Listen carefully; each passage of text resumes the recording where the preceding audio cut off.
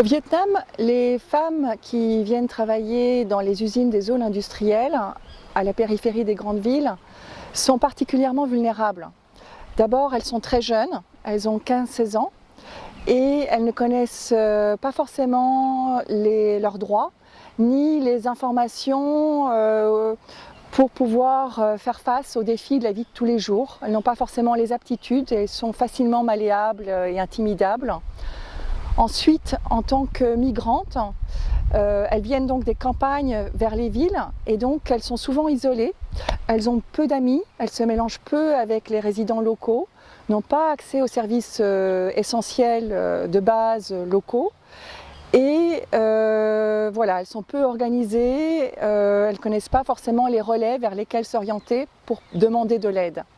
Et enfin, en tant qu'ouvrières, eh bien, par rapport aux hommes, certes, elles travaillent également de longues heures, par exemple 12-13 heures par jour, 6 jours par semaine, mais elles sont peu dans des postes à responsabilité et peu impliquées dans le dialogue social au sein des entreprises. Et donc leurs besoins ne sont pas forcément bien relayés dans le dialogue social avec leurs employeurs au sein des entreprises. Pour toutes ces raisons, elles sont particulièrement vulnérables et c'est pourquoi il est important de travailler avec elles pour leur permettre une émancipation par le droit et donc de faire un travail d'empowerment juridique de ces femmes.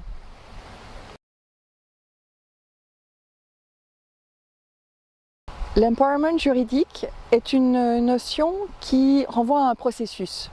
C'est un processus par lequel des personnes qui sont dans des situations de non-pouvoir, par exemple des personnes très vulnérables comme nos ouvrières au Vietnam ou d'autres personnes, des personnes pauvres, prennent appui sur le droit pour prendre la maîtrise de leur destin et changer en quelque sorte leurs conditions de vie ou de travail à travers justement le recours au droit. La notion d'empowerment, je l'aime bien en anglais parce qu'elle renvoie bien à cette notion de prendre le pouvoir, de renforcer la capacité d'agir, le pouvoir d'agir, avec cette idée qu'on va transformer finalement ces personnes vulnérables en acteurs de droit, en acteurs de changement dans une optique de transformation sociale.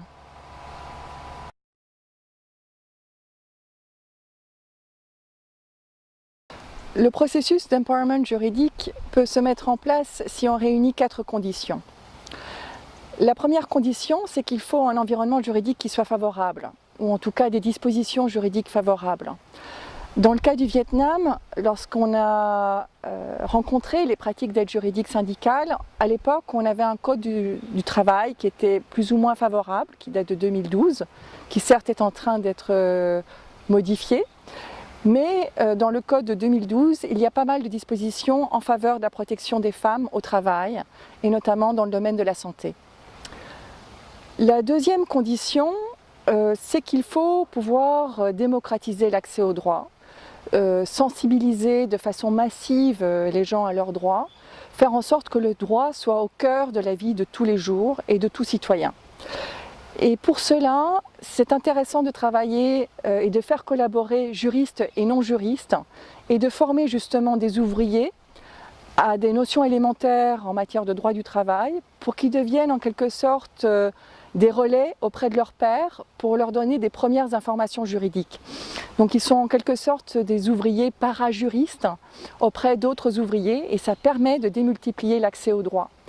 On a rencontré cette pratique-là dans le sud du Vietnam, du côté de Dong Nai. Mais également au nord, on a des pratiques intéressantes où des réunions de clubs de femmes ouvrières se réunissent le soir, à Vinh Phuc en particulier et à Hai Dong.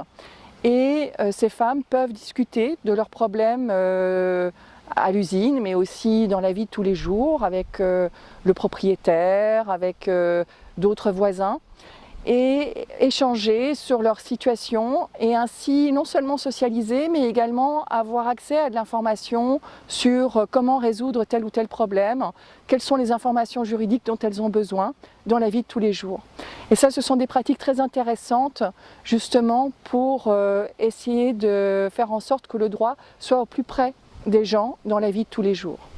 La troisième condition pour la mise en œuvre de l'empowerment juridique est qu'il faut des alliés. On ne peut pas y aller tout seul. Donc il faut des alliés parmi les magistrats, les avocats, les juristes, les syndicalistes et aussi les ouvriers eux-mêmes. Et là, nous avons un super exemple dans le Nord avec des femmes parajuristes donc, qui ont été formées également au leadership et qui peuvent véritablement animer les réunions des clubs de femmes, qui peuvent animer des réunions au sein de kiosques juridiques dans le Sud et qui peuvent bien relier les besoins de ces femmes, leurs conditions, auprès justement des autres alliés, que ce soit d'autres juristes, des services d'aide juridique syndicale ou syndicalistes, ou même des magistrats. La quatrième condition, c'est la mise en œuvre. Il faut pouvoir faire appliquer les dispositions juridiques qui sont favorables. Et dans ce cadre-là, on pense tout de suite aux actions en justice. Mais en fait, on peut aussi imaginer des applications dans la vie de tous les jours. Donc il faut ces 4 conditions, et qui sont bien sûr pas forcément linéaires. On peut commencer par la dernière condition pour pouvoir influencer aussi le droit et le faire évoluer dans un sens plus favorable.